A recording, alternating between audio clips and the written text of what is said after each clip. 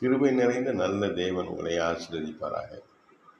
இந்த ஏசாயா 41:13 இருக்கிற அந்த வசனத்தின்படி, பயப்படாதே, நான் உனக்கு துணை நிற்கிறேன் என்கிறார் ஆண்டவர். இங்கே எத்தனையோ மனிதர்கள் உலகத்தில் இருக்கிறாங்க.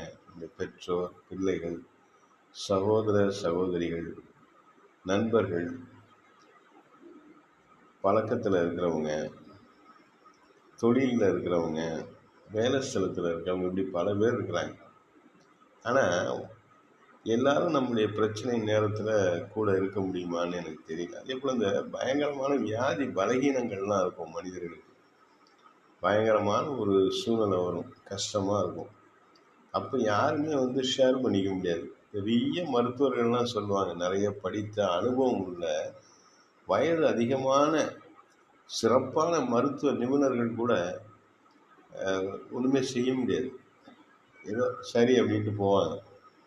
ஆனால் ஆண்டவர் இயேசு கிறிஸ்து துணையாக இருந்து உங்கள் பாரத்தை அவர் சுமப்பார். உங்களுடைய பாரத்தில் ஷேர் பண்ணுவார். உங்கள் கஷ்டத்தில் அவர் கூட இருந்து, அந்த கஷ்ட காலத்தில் நல்லா கவனிங்க, அந்த கஷ்டத்தில் உங்கள் கூடவே நடந்து வருவார். அப்போ என்ன அப்படின்னா, இவர் மெய்யான தெய்வம். உங்களை அந்த பாடுகளை நடத்துறது நீங்கள் அழிஞ்சு போகிறதுக்கல்ல, அந்த பாடுகளில் நீங்கள் நல்லா பலப்பட்டு அநேகரை பின்வரக்கூடிய ஜனங்களை நல்லா அவங்கள உற்சாகப்படுத்துறதுக்கு, அந்த பாடுகள் மத்தியிலேருந்து அவங்கள வெளியே கொண்டு வரதுக்கு ஒரு லீடர்ஷிப் உங்களுக்கு ட்ரைன் அப் பண்ணுறாரு. அப்படி நீங்கள் புரிஞ்சுக்கணும். ஒரு பிரச்சனை, ஒரு போராட்டம், எல்லாருக்கும் பெரிய நெருக்கடிலாம் வரும். ஆனால் பெரிய பெரிய நெருக்கடி உங்களுடைய நாலேஜுக்கு ஏற்ற மாதிரி வரும், உங்களுடைய பலனுக்கு ஏற்ற மாதிரி, உங்கள் ஸ்ட்ரென்த்துக்கு ஏற்ற மாதிரி தான் பிரச்சனைகள், சோதனைகள் வரும்.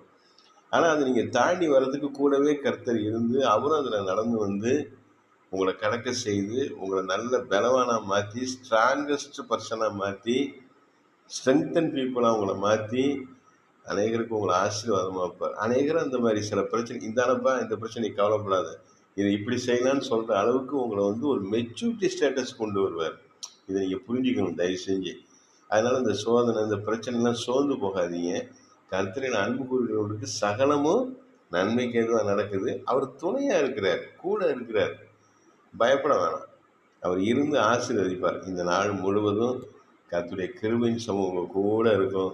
கர்த்தருக்கு ஊழியம் செய்கிற கர்த்தருடைய ஊழியக்காரன் இயேசு கிறிஸ்து நாமத்தில் உங்களை ஆசீர்வதிக்கிறேன். கர்த்தர் உங்களுக்கு கிருபை தருவார், சுகம், பலன், ஆரோக்கியம் தருவார். உங்கள் போராட்டங்களை எல்லாம் மாற்றி நல்ல சமாதானத்தை, சந்தோஷத்தை, கிருபையும், தயவையும், இரக்கத்தையும் கர்த்தர் உங்களுக்கு கட்டளையிடுவார். அவருடைய சமூகம் நமக்கு முன்பதாக எப்பொழுதும் இருக்கும். அவருடைய பிரசன்னம் நம்மை ஆளுகை செய்யும். ஆமென்.